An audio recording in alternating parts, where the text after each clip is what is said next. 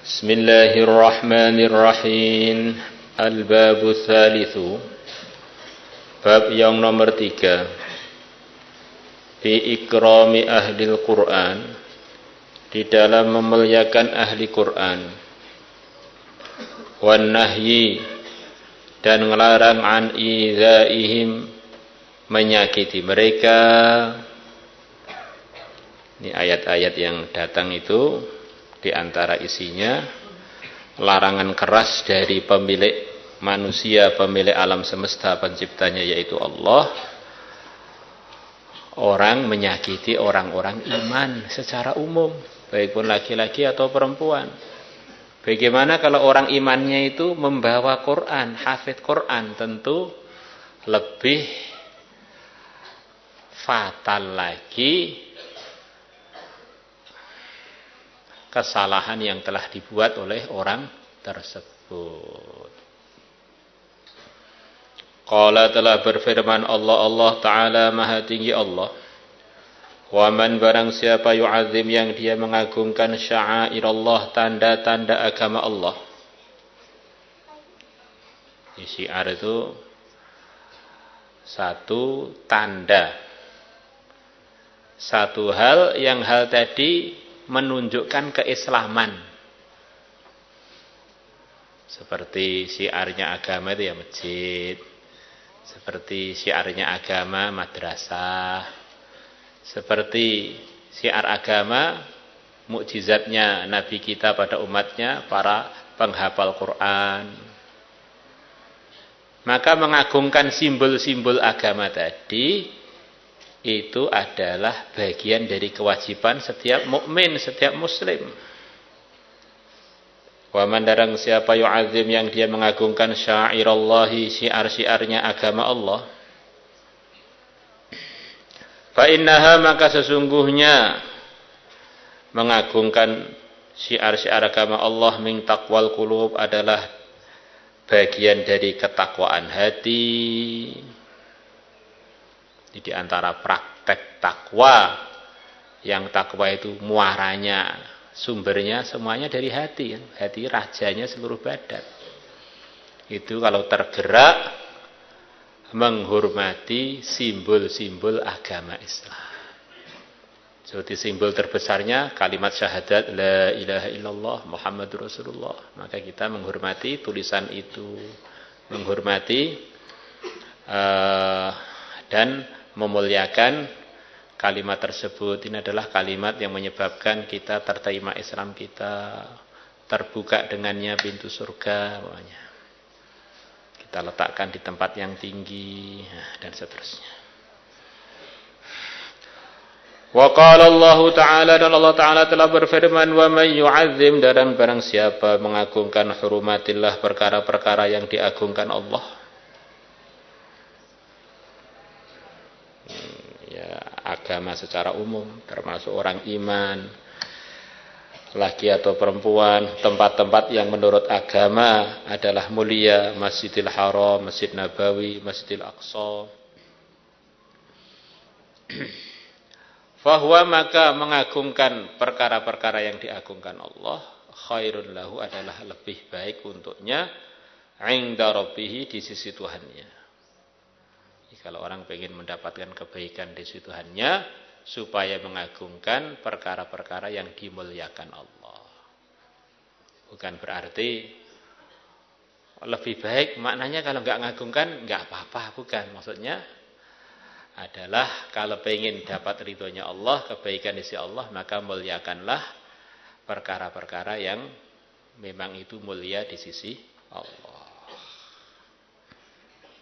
Termasuk yang sangat mulia adalah orang beriman, orang yang bawa iman. Itu mulianya di sisi Allah melebihi Ka'bah. Ka'bah berkali-kali runtuh, tidak terjadi kiamat. Begitu orang iman enggak ada, langsung kiamat.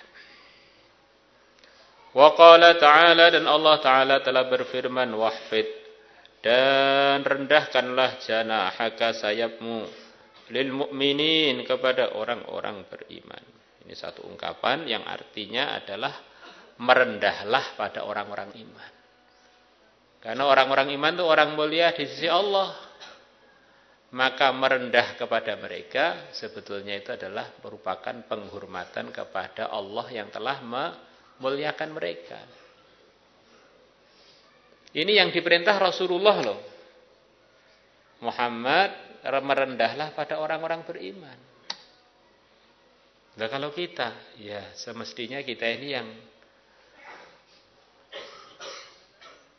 imannya lemah, amalannya lemah, dengan orang beriman seharusnya harus super hati-hati dalam berakhlak, dalam bermuamalat, dalam bermuasyarat. Walladzina, dan orang-orang yu'dzuna yang mereka menyakiti al-mu'minina, orang-orang iman laki, wal mu'minati, dan orang-orang iman perempuan, bi ghairi maktasabu, dengan tanpa sebab perkara yang mereka kerjakan. Ya, ada orang-orang iman laki atau perempuan, mereka tidak salah apa-apa kita sakiti, kita ganggu. Dengan mengganggunya, mengurangi haknya, atau mengfitnahnya, dia enggak salah.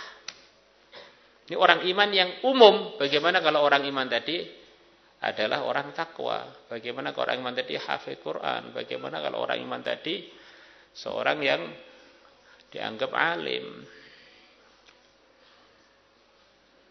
Faqad ihtamalu, maka mereka sungguh telah membawa orang-orang yang menyakiti orang iman laki atau perempuan tadi tanpa ada salah, buhtanan, kebohongan, wa itsman, dan dosa mubinan yang jelas.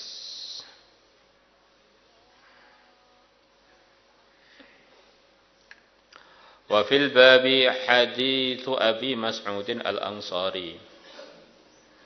Dan dalam bab ini ada hadisnya Abi Mas'ud al-Ansari, wa hadits Ibnu Abbas, dan hadis Ibnu Abbas al-mutaqaddiman, yang keduanya telah berlalu.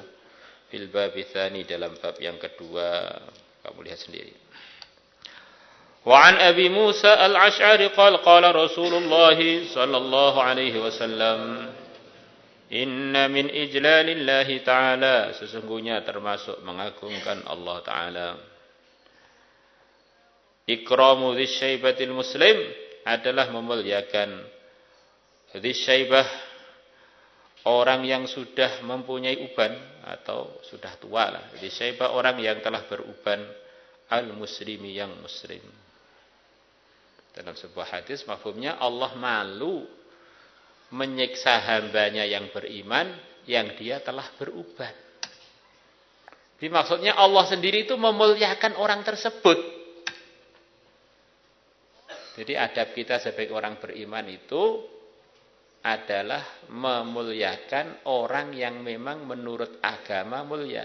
Di antaranya adab kita dengan orang tua yang lebih tua umurnya dari kita, walaupun mungkin keilmuannya di bawah kita. Dengan sebab tuanya kita berkewajiban menghormatinya melebihi hormat kita kepada orang-orang yang di bawah umurnya.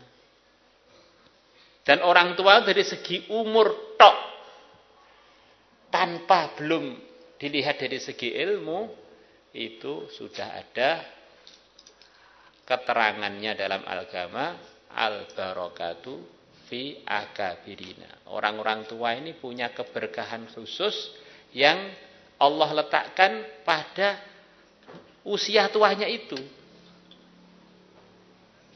Maka kalau kita ingin hidup kita berkah, di antaranya muliakanlah orang yang lebih tua dari kita.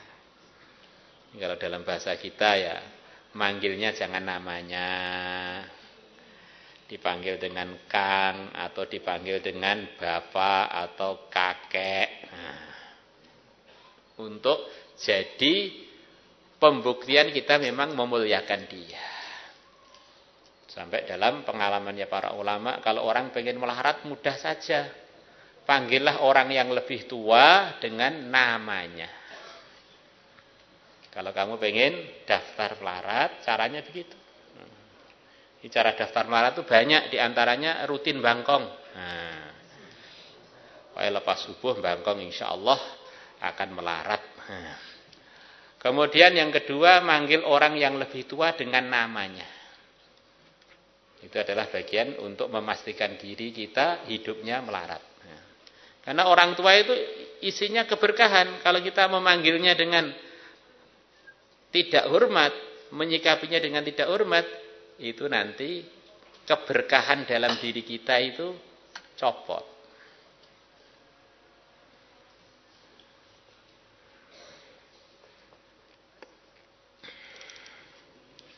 Nah, kalau orang lebih tua, kalau kita nggak ada uzur, suruh jalannya di duluan, kita dahulukan kalau antri dan sebagainya. Itu adabnya, adab kesopanan di dalam Islam. Wa hamilil Quran, dan memuliakan orang yang bawa Quran. Di antara hamil Quran artinya adalah hafid Quran. Ghairil ghali fihi, Ghairil ghali fihi, bukan orang yang melampaui batas fihi di dalam menghormati hamilul Quran. Itu kalau fihi dikembalikan pada hamil. Wal jafi anhu, dan bukan orang yang buruk akhlaknya anhu kepada hamilul Quran. Wallahu alam, di antara artinya menghormati makhluk sebagai makhluk itu juga ada aturannya. Walaupun dia ini setinggi apapun, kan tidak ada makhluk yang lebih tinggi melebihi Sayyidul Anbiya. Maka kita menghormatinya dengan penghormatan yang sesuai dengan kemakhlukannya. Mungkin dicium tangannya,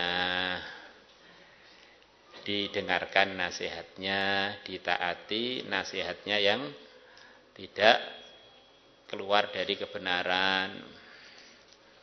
Tapi tidak berlebihan, ini sudah hafid Quran. Ngomong salah kita ikuti. Memberikan arahan yang keliru kita taati. Itu namanya penghormatan yang melampaui. Itu kalau fihi dan anhu tadi kembali pada hamilul Quran. Jadi kalau fihi dan anhu tadi kembali pada Al-Quran, hafid Quran yang perlu dihormati itu hafid Quran yang memang lurus. Kalau dia hafid Quran tetapi nafsiri Quran seenaknya, ini bukan perlu kita hormati, perlu kita luruskan. Kasihan dia telah dianggap Pak Ustaz, telah dianggap hafiz, tetapi dia ngawur di dalam berikan arahan. Maka orang yang enggak lurus perlu penghormatannya bentuknya adalah diberi masukan-masukan kelurusan. Kurang lebih dalam sarah-sarahnya ya. Ghairil ghalifi wal jafi, berputar antara dua yang telah saya terangkan tadi. Wa ikrami dzis sultanil muqsiti, dan memuliakan orang yang mempunyai kekuasaan al-muqsiti yang adil. Rawahu Dawud wa huwa haditsun hasan. Di antara orang yang dimuliakan di sisi Allah adalah pimpinan yang adil. Maka menghormati pimpinan yang adil itu bagian dari perintahnya Allah, bagian dari memuliakan Allah. Nanti ada 7 orang yang akan dinaungi ketika hari kiamat, yang mana mayoritas manusia pada kepanasan. Di antara 7 orang tadi adalah al-imamu al-adilu, pimpinan yang adil. Maka kalau kita ketemu dengan pimpinan yang adil, kita berkewajiban menghormati dia. Karena dia ini adalah orang terhormat di sisi Allah. Saya enggak terkesan dengan pejabat, saya enggak terkesan dengan pimpinan. Kamu enggak terkesan itu urusan hati kamu, tapi urusan kamu dengan Allah harus terkesan. Perintah Allah untuk makhluk yang bernama Imam Adil, kamu harus hormat. Sebagai makhluk yang telah diposisikan terhormat oleh Allah, maka kalau kita pengen ridhonya Allah, walaupun makhluk itu nggak bisa buat apa-apa, kita menghormati itu karena perintah Allah. Nah, kadang-kadang orang tuh perasaannya mudzakarah iman yakin, ternyata ngerusak syariat. Saya nggak terkesan ya dengan orang alim, orang pintar baca kitab, orang hafid, semuanya makhluk sama aja. Mendatangkan manfaat dan madarat. Iya. Rasulullah pun nggak bisa mendatangkan manfaat dan madarat. Tapi kalau orang nggak adab dengan Nabi, suaranya ditinggikan lebih dari suara Nabi, dengan sengaja amal hancur. Bahkan tanpa sengaja pun amalan bisa hancur. Ang tahbata a'malukum wa antum la tash'urun. Karena Nabi itu makhluk termulia di sisi Allah. Nggak sopan pada dia itu, nggak sopan pada Allah, gitu maksudnya itu.